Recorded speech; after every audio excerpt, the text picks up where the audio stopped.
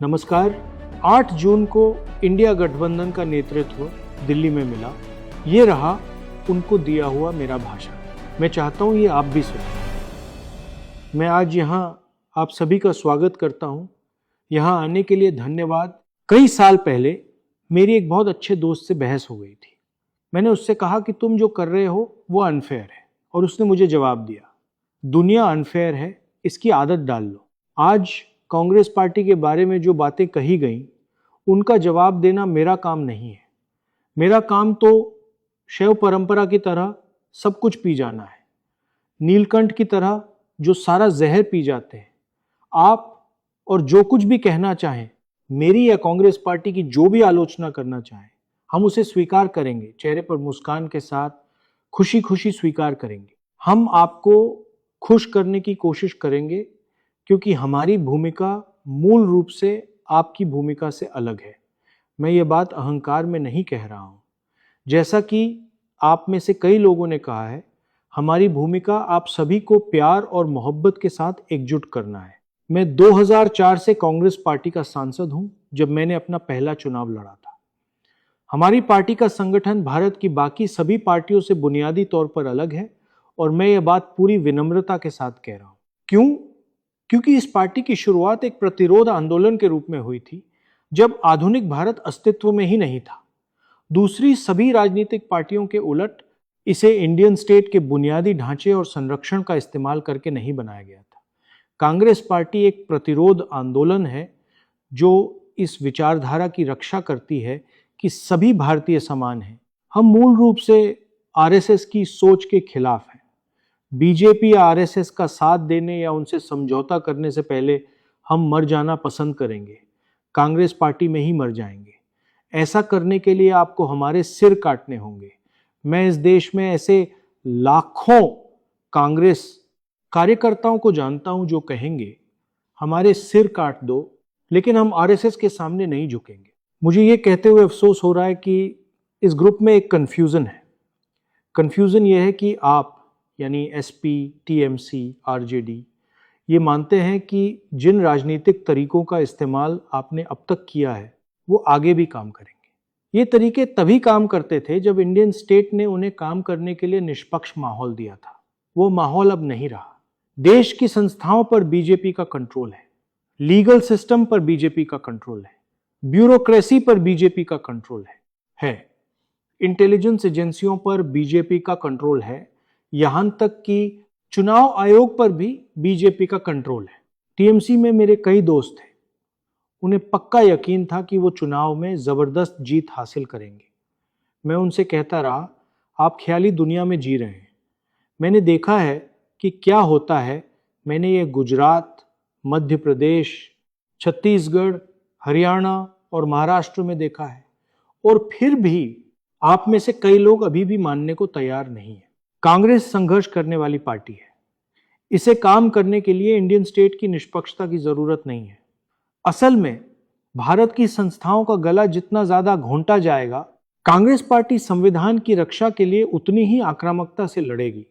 हम सभी कांग्रेस पार्टी के आदर्शों को मानते हैं। वो आदर्श क्या हैं? सत्य, अहिंसा और करुणा। यह मुख्य मुद्दा क्या है? मुझे आपसे लड़ने में कोई दिलचस्पी नहीं है। अचानक उठकर यह कहना कि मैं आपसे लड़ने जा रहा हूं, किसी पागलपन जैसा होगा। क्योंकि आप हमारे सहयोगी हैं, हमारे दोस्त हैं, और हम आपसे मोहब्बत करते हैं। कृपया समझें, हमने 2024 का पिछला चुनाव जीता था। हम 2024 का चुनाव हारे नहीं थे।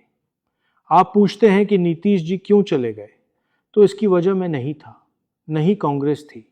और मैं आपको बता दूं कि आने वाले समय में जो कुछ एक तरीके या साधन अब तक काम कर रहे थे, वे भी काम करना बंद कर देंगे, क्योंकि बीजेपी और आरएसएस इंडियन स्टेट पर अपनी पकड़ मजबूत कर रहे हैं।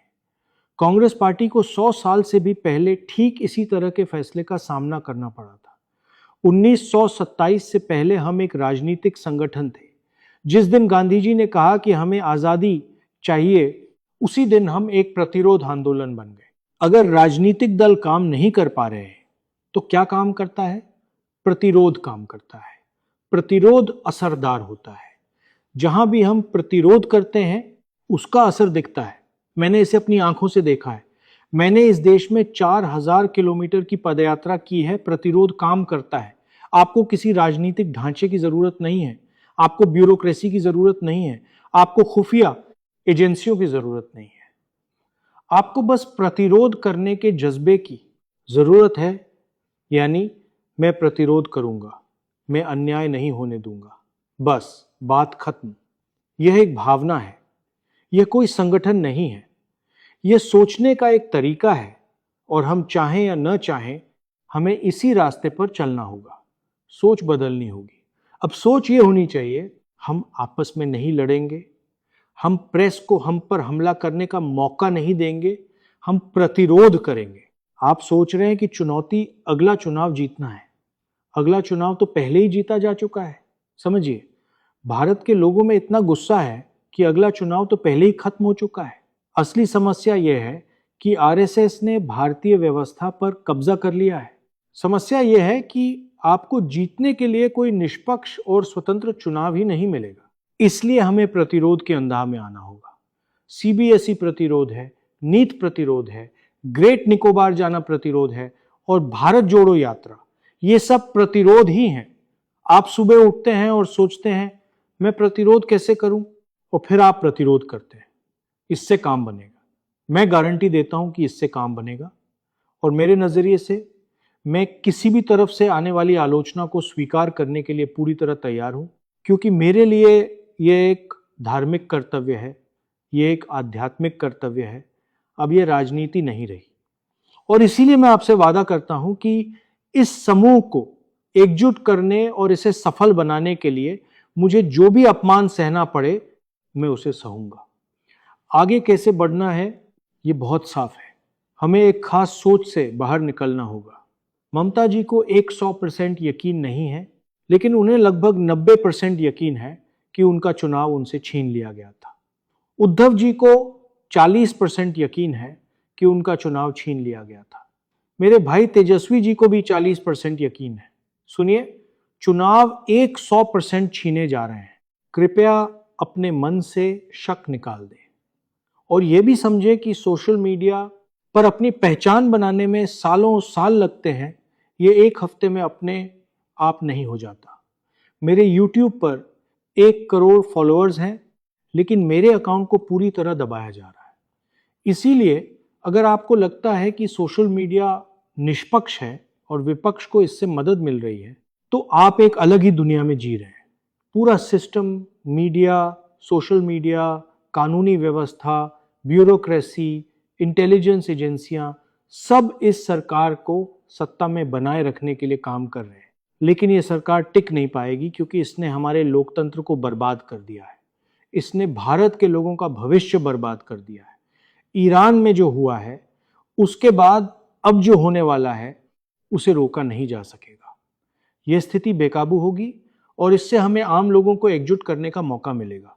साथ ही ये सोच छोड़ दें कि हमारे बीच तालमेल नहीं है और हम मिलकर काम नहीं करते। ये सब बातें बीजेपी फैला रही है, ये सच नहीं है। मुझे 100% यकीन है और मैं अभी डीएमके के लिए ये बात कह सकता हूं, जब भारत की सोच की रक्षा करने की बात आएगी तो इस कमरे में मौजूद हर व्यक्ति साथ खड़ा होगा। हमारी आपस में लड़ाइयां हैं, लेकिन अगर आप मुझसे केरल के पूर्व मुख्यमंत्री को गले लगाने के लिए कहें तो मैं ऐसा नहीं कर सकता और नहीं करूंगा, क्योंकि उनके साथ मेरी राजनीतिक लड़ाई चल रही है। इसलिए हमें लचीला होना होगा और यह समझना होगा कि हम पर जबरदस्त हमला हो रहा है, जिसका मकसद यह साबित करना है कि विपक्ष कमजोर है। आखिर में मुझे लगता है कि हमारी बातचीत में अक्सर थोड़ी निराशा झलकती है। लोग सोचते हैं, हे भगवान, हम बीजेपी को कैसे हराएंगे। मैं आपको बताता हूं, अगर हम एकजुट होकर उनका मुकाबला करें तो उन्हें हराना आसान है। पिछले चुनाव में किसी को भी, मेरे अलावा इस कमरे में मौजूद किसी को भी, यह यकीन नहीं था कि हम बीजेपी को हरा सकते हैं। अब इस कमरे में मौजूद हर किसी को यह यकीन करना होगा कि हम उन्हें हरा देंगे। आप इस यकीन के साथ शुरुआत करें और मैं आपको गारंटी देता हूं, एक के बाद एक राज्य में, एक के बाद एक चुनाव में, चाहे वो बेईमानी करें या ना करें, वो हारेंगे। बहुत बहुत धन्यवाद।